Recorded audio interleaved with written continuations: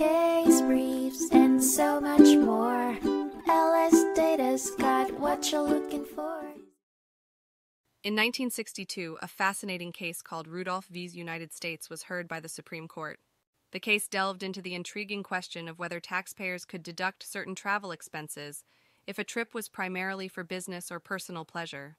With spouses accompanying their significant others on business trips, the expenses associated with their presence came into question as well.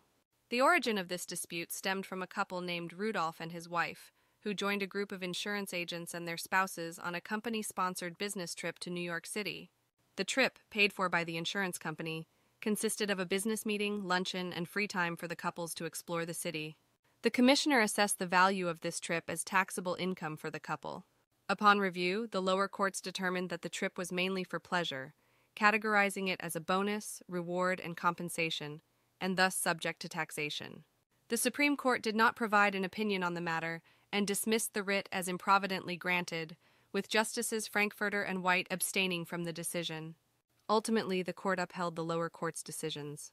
As the trip was primarily for pleasure and not business, its value, as paid for by the insurance company, was considered taxable income for both agents and spouses. Consequently, the associated expenses were deemed personal and non-deductible as ordinary business expenses. Case briefs, and so much more. LS Data's got what you're looking for. Visit lsd.law, elevate your mind. Leave the stress of class.